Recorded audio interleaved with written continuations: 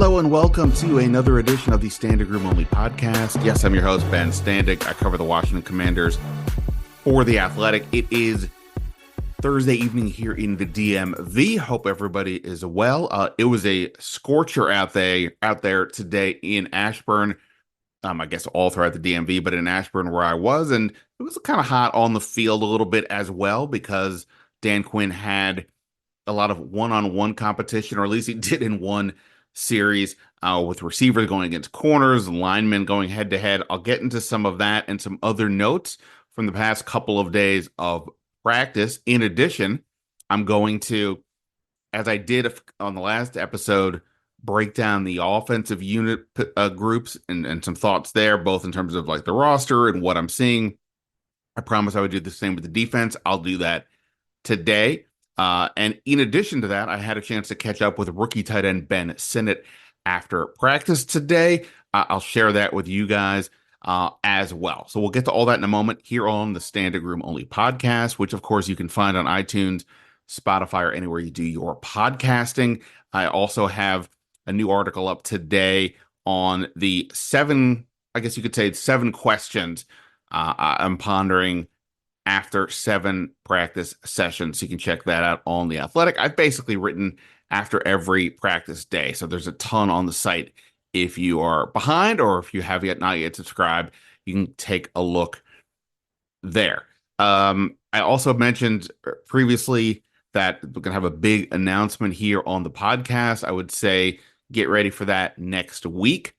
By the way, next week, the Commanders are doing their first joint practices against the Jets. I can't believe we're already up to that point, but that is the case. The announcement has nothing to do with that. I'm just thinking about things for next week. So stay tuned. A big announcement coming up for this podcast, and I'm excited to share and excited to have you guys react to that as well. All right, let me get to a couple of notes here. I don't want to make this episode too long, so let me get to a couple notes from the last few days of practice, and then we'll get to Ben Sinnot, and then we'll get to my breakdown on the defense. With regards to the last, practice, we saw a couple of days ago the offense really have its best day. Jaden Daniels was hitting guys all over the place. He hit a deep shot to Terry McLaurin, had a few nice passes, connections with Jahan Dotson, who had his best day on that day. Terry McLaurin, as I said, was involved. Bryson Tremaine. It was easily the best day on the offense. And I would say that Jaden Daniels has, to an extent, kept that up over the last few days.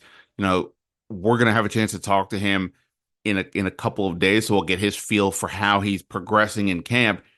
But, it's really been, now that they're starting to open up the passing game a little bit more with the installs coming in bit by bit, you can really see the accuracy on his throws. We get to stand right behind the players on the sideline during practices, obviously a much different view than we have normally sitting in the press box. And, you can really see what Jaden Daniels is doing, what all the players are doing. And the accuracy on some of his throws is really impressive. Again, we get all the caveats with practice. He's wearing the yellow jersey, all that stuff. But particularly, I think throwing to the outside, which is what he was best at with LSU. It is legit. And I think, John Dodson said in terms of the ball placement with Jaden, anything is possible. And, perhaps a little hyperbole, but maybe not. It's been that good. Now, that said, besides that one day, the offense has been, kind of up and down. It hasn't completely clicked yet in the sense that it's stupid to sort of say who won the practice that day, the offense or the defense. And we all acknowledge that defenses always start faster, etc. But, the offense is still a work in progress. I think that, again, Jaden, has made good strides. He's shown, I think, some good patience in the pocket. A couple of times he's been able to wait for his guys to get open, but still then make a big time throw. We've seen Marcus Mariota wait in the pocket a lot, but he tends to hold onto the ball and then run or make a throw that kind of doesn't work. So just based on that, because that's what I see more or less every day. Jaden's definitely ahead of Mariota, and I think he's in a really good spot. Dan Quinn has been very happy from what he has said with Jaden. Not that you would expect him to say anything else, but at the same time, when he is saying this, it doesn't seem like nonsense, right? I mean, I've been around other scenarios with other coaches where the eye test does not match what they are saying. That's not happening here. So good progress for Daniels. We'll talk more about him, needless to say, with all the podcasts coming up. But I want to get to a couple other things here right now. Today at practice, couple notes. First of all, so since I spoke to you guys last, the Commanders made a bunch of moves, largely geared towards the special teams. They claimed kicker Riley Patterson off waivers from Jacksonville. He's kicked for a handful of teams over the last 3 years. He was with Jacksonville before he got beat out by, ironically, Brandon McManus, who is the reason why his exit is why the Commanders are looking for a kicker. Patterson and Ahmed went head to head today in practice. Each got 5 kicks, starting like around like the 27-yard line, and then progressively went back a few yards all the way till they got to about the 50 for like a 55-yarder. Ahmed went first. He made all 5 of his kicks.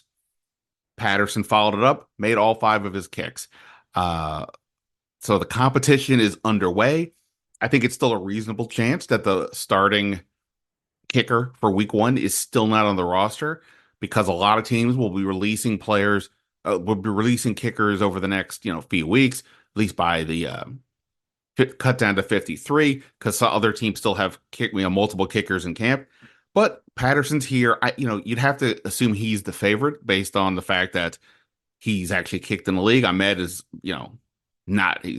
He doesn't have that experience, but at the NFL level. But we'll see. We now have an official kicker competition. We knew it would, so was a little surprised it didn't happen from the start of camp, but kind of figured it would happen before the Jets game. And here we are. Benjamin St-Juste was practicing today. That's notable because he did not participate previously in team drills. He said, he told a couple of us today that he was dealing with a little minor hip flexor, that the team just sort of kept him out as a precaution. He looked fine back out there today. Dan Quinn emphasized today was about competition, again, meaning he wanted a lot of one-on-one. So there was a one period where the wide receivers were going up against the cornerbacks. The linebackers and safeties were dealing with tight ends and running backs. And then you had the offensive lineman and the defensive lineman going head to head. You kind of had to choose your battle because they were happening simultaneously at different parts of the field. I was in position to watch the receivers and the quarterbacks, of course. And St-Juste had some good plays there, had an interception early on. So he looks fine. He's obviously going to be a huge key for this team. He's arguably their number 1 cornerback, which is different than saying I'm not saying he's a shutdown corner or something like that, but nonetheless, I'm curious to see what he can do with this new coaching staff. He says the communication level with this staff compared to the other one is night and day, that they are much better at just sort of simplifying what needs to be done so kind of where you need to go at all times. So that's good to hear. I'll have more about that later on The Athletic. Okay, so there's that. I mentioned the other thing today of note, the tackle situation. It's continued to be a rotating deal. Brandon Coleman has been getting a lot of work with the first team over the last several practices. Part of that is because Andrew Wiley has missed some time with what he said was some tightness. Today, Cornelius Lucas was out due to an excused absence, according to the team. And Wiley really didn't do anything. I saw him out there like as part of like the field goal unit, but he didn't participate in the 11 on 11s that I saw. And while I missed, as I said, the lineman going head to head, apparently he did not participate in that at all either. So it's hard to know exactly what is going on with his situation. But I think the bigger takeaway for me right now is, it's a better chance that Brandon Coleman ends up starting than I may have thought a few weeks ago. My thing with projecting rookie starters is just especially like, anything beyond the first round, is we'll see what they do. You never know. We have all witnessed here before, guys come in and you have all these kind of high hopes and then it doesn't work. And I'm not saying, don't put Coleman in the Trent Williams, Chris Samuel, Joe Jacoby lineage yet. There are, some draft evaluators who thought he would be a guard. His body suggests maybe that is where he should be, but this team sees him as a tackle, so that's where he is playing. And we'll see. He's played at both sides, as has Lucas. Wiley's strictly been on the right side, so a ways to go. But I think that's a world where Coleman starts, and we wait and see what happens with the other two guys. Lastly, Derek Forrest did not practice today. Don't know exactly why, but he unlike Lucas, who we were told was an excused absence, not the case with Forrest. So, uh, presuming there's probably some type of injury, mild, serious, I don't know, but I don't think it's anything that bad. We probably would have heard something else by now. And, so we'll see how that goes if he's back out there tomorrow or not. I mean, Derek Forrest, who I think a lot of people thought could be like the third safety, or maybe he was even starting if they go three safeties, which is something that Dan Quinn's defenses did last year. But he's been running with the backup units, including the third team, for a chunk of training camp so far. So curious to see where this goes with him. The safety class is there's some options. There's some undrafted free agents.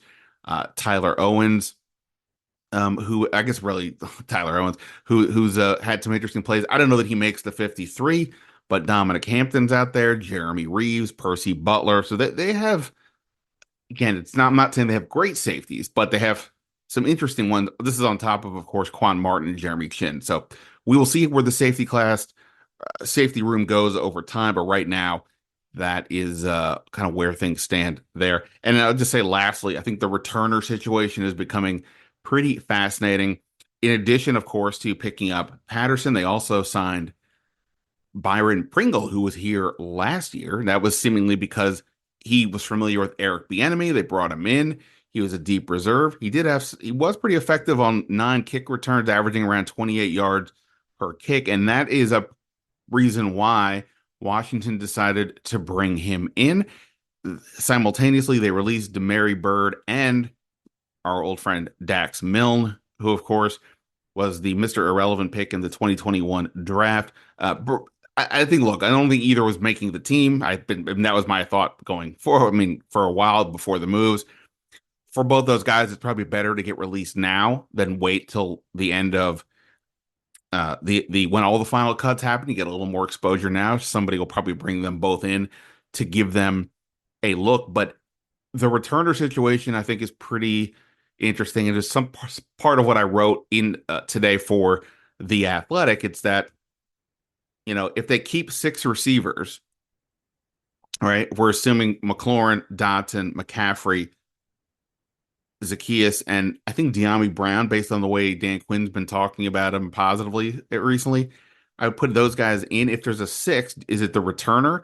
Well, Jamison Crowder and Byron Pringle would be those guys. Pringle more for kickoff, Crowder for punts. But then you also have younger guys. I think Bryson Tremaine has had a really good training camp. He was a holdover from last year on the practice squad. Mitchell Tinsley, he hasn't had a ton of catches, but the ones he's had have really stood out. So it's sort of an interesting debate. If there's only 6, do you keep the older returner or the younger guy who's maybe more about the future? That decision gets easier if somebody else on the team who's not a receiver can, or maybe Jahan Dotson, but I doubt it, can return punts or kicks. So something to monitor. This will be one of the fun things when we get into a actual preseason game that we get to see.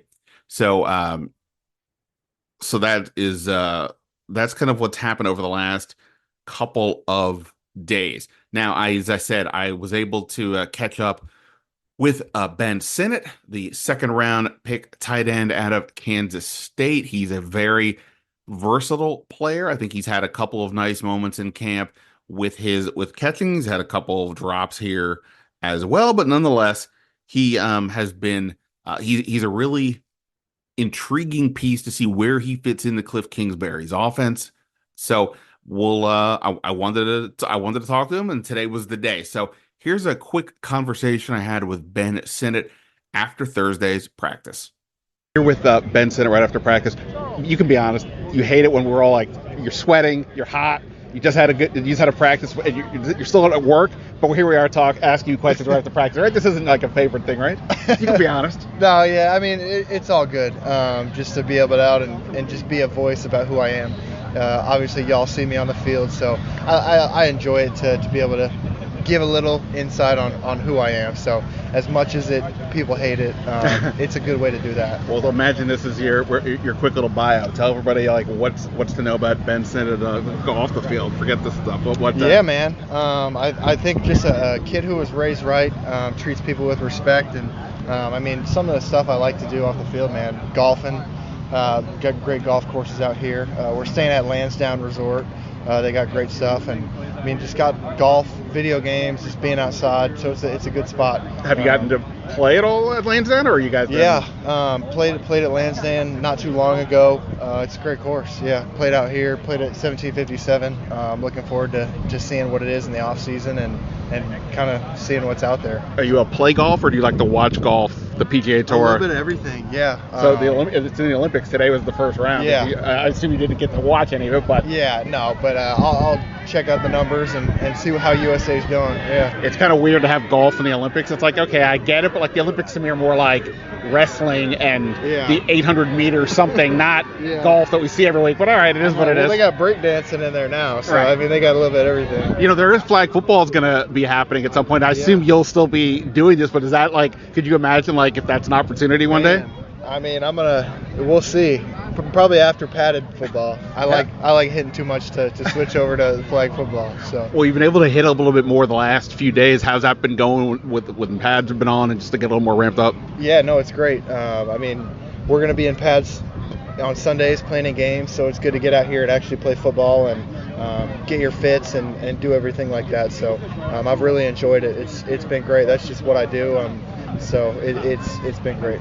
Does it take a while? Like, I don't know when was the last time you put on pads from the time you did it here the first day? What was it, last season? Yeah, it probably was December, late December. My college. Yeah.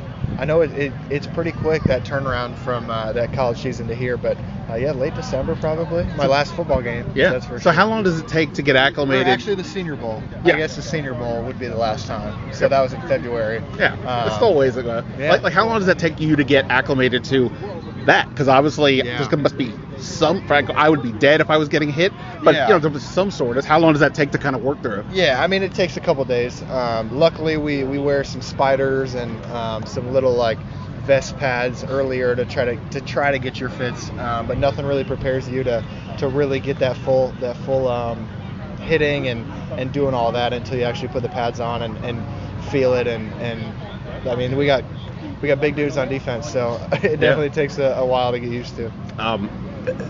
How have you felt the adjustment to what this offense is, what Cliff Kingsbury wants you to do, or is that going to still kind of wait until you get the game actions for the full effect? Yeah, I mean it's been great. He's finding roles for everybody we have, and I think he's done a fantastic job with what he's done with me so far. Just plugging and playing and helping everybody as much as I can. It's been great, and I mean he's such a great offensive mind. So being able to kind of move around in the offense, be in the backfield, be flexed out, be at the wide receiver. I mean, pretty much doing a little bit of everything. So kind of what I'm used to, and really excited about it. I've definitely had a lot of questions from fans saying, tell me about what's Ben Sinnot doing. How's it look? I'm like, well, he's kind of everywhere, but just was the plan. Like when they drafted you, I remember talking to scouts that were like, if you want a tight end that can play everywhere, it's you. And if you don't get you, then you're going to have to wait till next year or do something else. So is that how you kind of view yourself as a guy that can do all these things? 100%. I definitely take the mindset of wanting to do everything I can and helping the team in every single way possible. And if that means cutting somebody or going to hit a DN or running a route and catching the ball, I'm really ready to do it. So I'm really excited about it. And just lastly, obviously, I have to ask a Jaden Daniels question by law. How's that been working with him so far? And you guys are obviously coming from the same level, so you kind of know the transition he's making. How have you kind of see him out here so far? Yeah, no, he's making great strides. I think it's cool to come in with a rookie quarterback and be able to jump in there and do it together. And I mean, he's such a hard worker, and then that's all I know from my days at K-State. So we've been able to glue pretty well and come in here and work, understand what the offense is and how the NFL runs their practices and all that kind of stuff. So it's been great. He's doing a great job. Do you you're new to the area? Do you need any recommendations from the fan base? Is there anything you've been trying to figure out that you haven't been able to yet? I'll take any food recommendations at all. All kinds. DC. I've been my fiance was out here for a little bit, so we were kind of exploring. But take any food recommendations, any food, any golf. Both of those. All right. Well, all right. Any food, if you guys got a popular one, hit us up, and we'll pass it along. I appreciate it, man. It's hot. Go inside. We'll talk later. Thanks, man. Appreciate you. Yeah, thanks. Yeah, thank you. I appreciate it, man.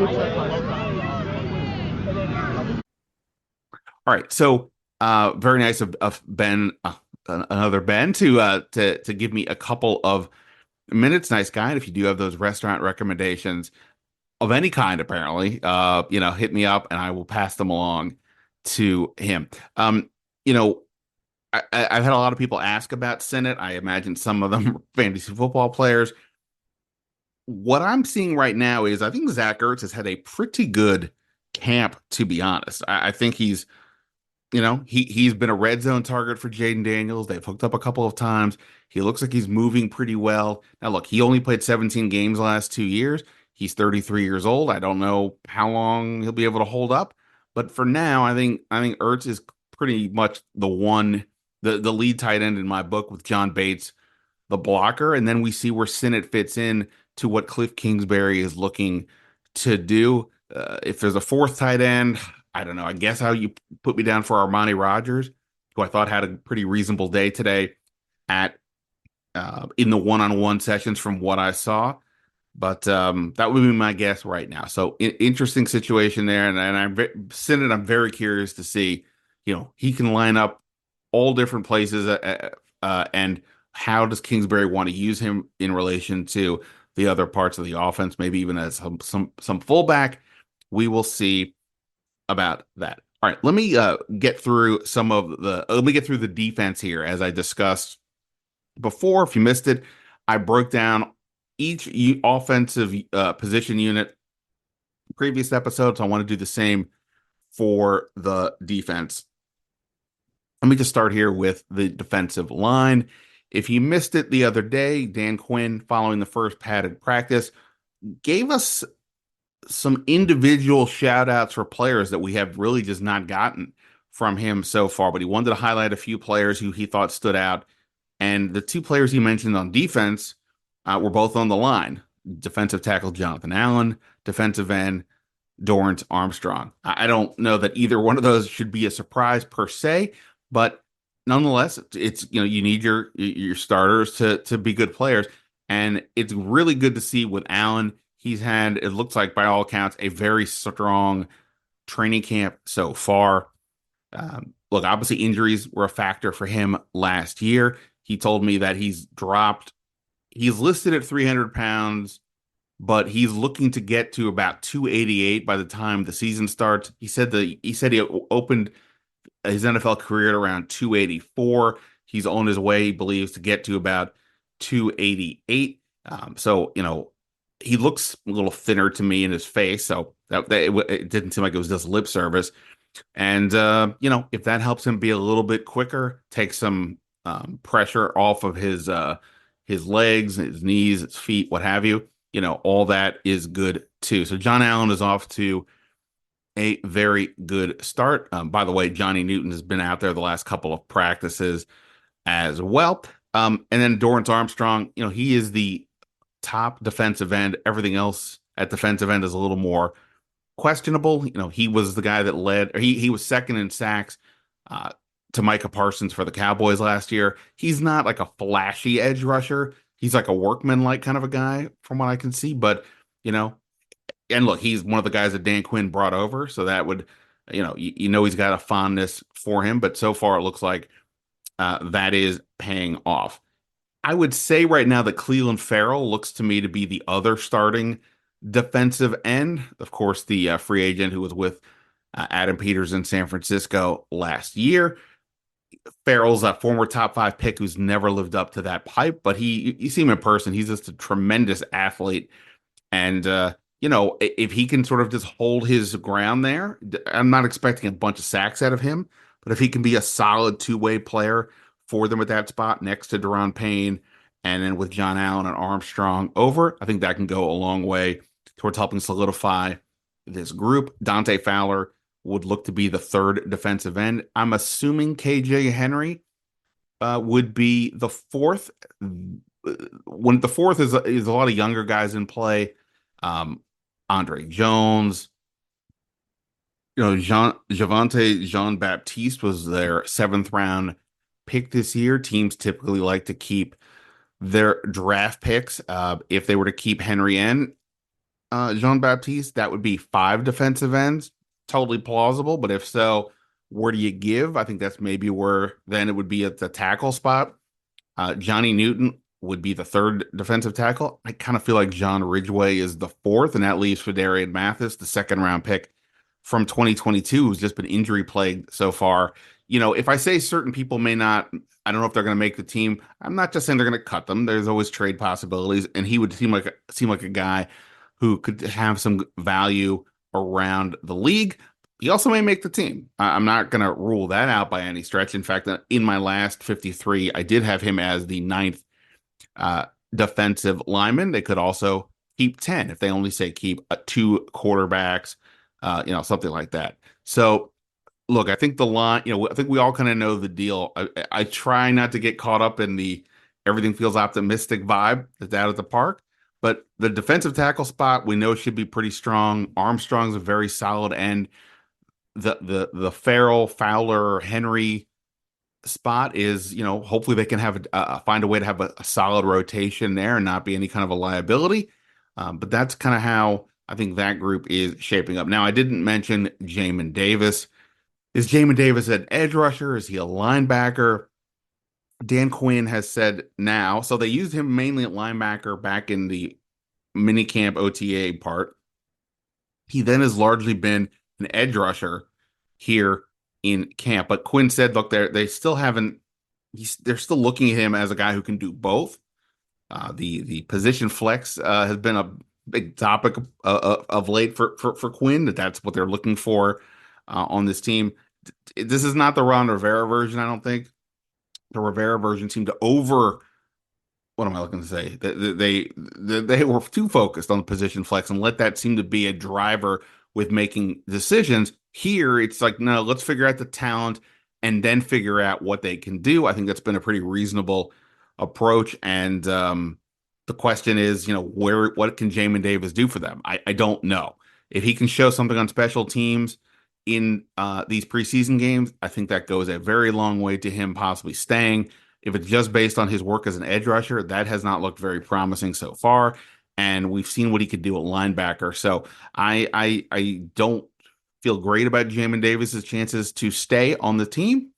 But we'll see. We have a ways to go there. Bobby Wagner, I think, has been every bit the leader you would expect. Obviously, we're not in the locker room, but just watching his presence, talking to different people with the team, everything he wanted, anything they wanted from him, he's delivered so far in that regard. I think it's similar with Ertz and Eckler, guys who brought in to help, reset what it means to be a player here. What's the expectation? What's the level of performance, of workouts, etc. That's expected. So I think he's done a great job. Luvu he is very fast out there. He has been a presence wherever he is lining up. It's going to be a lot of fun to see him get going once at least the preseason games happen, depending on how much he plays, let alone the game. He will be an electric player for this defense.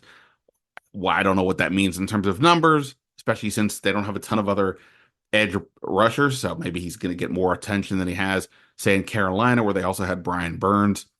But nonetheless, those two guys have looked pretty good. Jordan McGee, to me, is looking like the third linebacker. I think he has been a lot of people are impressed with just his overall traits, but then you combine his athletic traits, but then you combine it with the work ethic, and he really seems like a guy who's got a potentially interesting future here.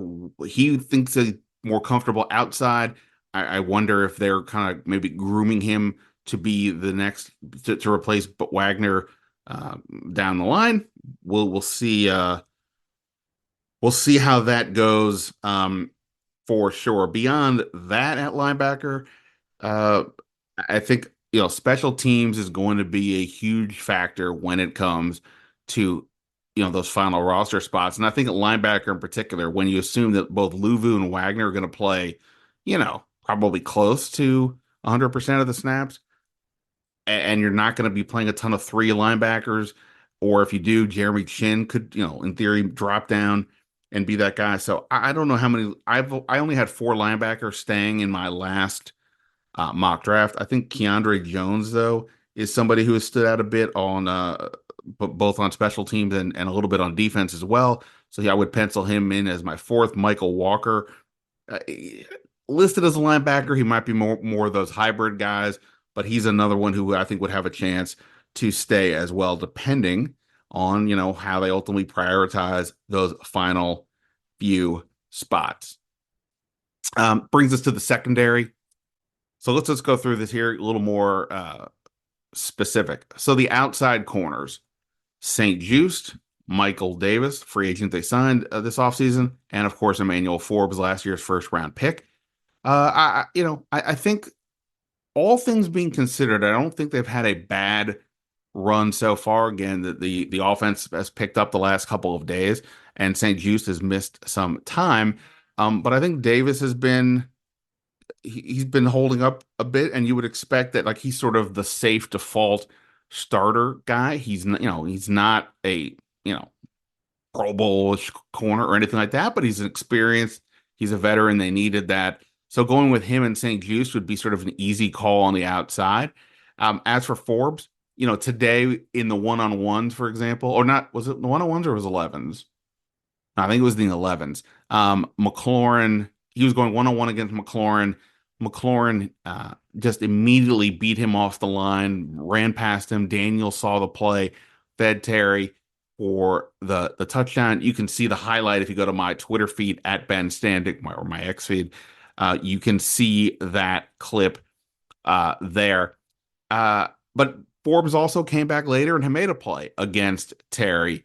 I do feel like he's been largely holding his own. He certainly has been in a tough spot, as all the defensive players are to an extent, because the receivers are going to have the advantages in these circumstances. There's no hitting, so you can't even have sort of that fear in play. But Forbes remains a work in progress. It's just so tantalizing to wonder what he might be able to do ultimately with with this new coaching staff. Sorry, got distracted for a second. So that's how I would guess right now. It would be St. Juste, Davis, with Forbes as the third guy. As for Mike Sanderstill, I'd put him in as the slot right now. He's been pretty impressive to me on defense and as a possible returner option. He's electric with the ball. And Dan Quinn pretty much said you can look at him as the slot. So I think those guys are there. After that, it certainly gets interesting, right? Noah Igbenogbe, I gotta do better with that one. Former first round pick, was with the Cowboys last year. He would be my guess as the fifth guy right now. Veteran presence. I think there's some game there to mine. He's not been great at corner in his career, but I think there's something there. And obviously Quinn and Joe Witt Jr. liked him enough to bring him on board. The sixth one is where I think it gets interesting. I think the guy who's been standing out a bit of late, Kai Blue Kelly. He was a waiver pickup last year uh, during the season. A few other teams put in waiver claims as well, but Washington was able to get him. He has been around the ball a lot in camp. He's had an interception today in a one-on-one drill that definitely favors the offense, and most of the receivers were, catching the passes, or at least were in position to. He was one of the few defensive backs to make a play, knock the pass down. He's been active for sure. so far, and I think he's got a really good chance to be the sixth corner. I previously have had in Chigozie Anuzium, the undrafted free agent that they gave a pretty sizable uh, guarantee to, $300,000 plus. Uh, he's a physical presence. He's been a little quiet, I would say, over the last few days, but I think he still has a really good shot to stick. And then you still have Christian Holmes, Tariq Castro Fields, James Pierre, who was brought in to help with special teams. So I think what'll be interesting to me is there a world where one of these corners can jump into that top group and maybe have a shot to get some more reps with the starters. The rest of these guys are probably going to be, special teams only initially, barring injuries. But it's going to be a fun group to watch. I would put Kelly as my six right now with, a museum somewhere in there. There's no law that they can't keep more than six, but six, it would be sort of my number for right now. At the safety spot, Dan Quinn said the other day that Quan Martin may very well be the best tackler in the secondary. So I think that's a pretty good note there on him. And Jeremy Chin has looked like that aggressive presence who can play, close to the line of scrimmage. It could maybe be, if Luvu is going to be on the edge, he could possibly be sort of your second linebacker with Wagner. So I think those two are the clear starters. What's interesting from there, I mentioned before, Forrest has not been, he seems like it's sort of backslid a bit in terms of the depth chart. I think Percy Butler as well hasn't, again, without the benefit of going back and watching tape, but he hasn't really stood out a ton either. But then you have Jeremy Reeves, of course. You've got Dominic Hampton, their fifth-round pick, who has got some, pretty big hitter vibes about him.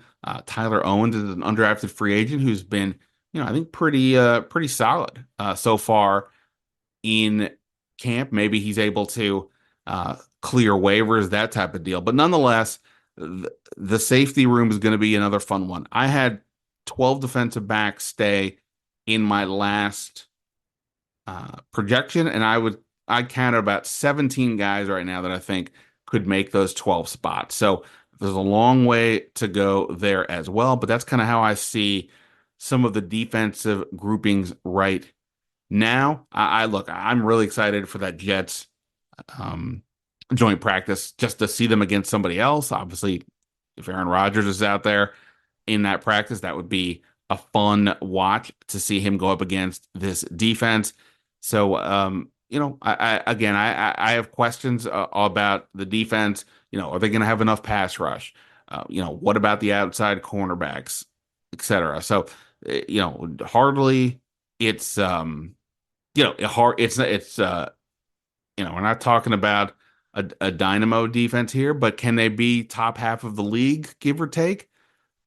That would be a huge improvement and a really good sign for the future with Dan Quinn and Joey Jr., but we will see about that. Long way to go before we get to that point, but not to get to the end of this podcast because we're going to hit there right now. Thanks to Ben Sinnot for his time. Thanks to you guys for checking out the podcast. Stay cool. It is going to be another hot one, I believe, the next couple of days.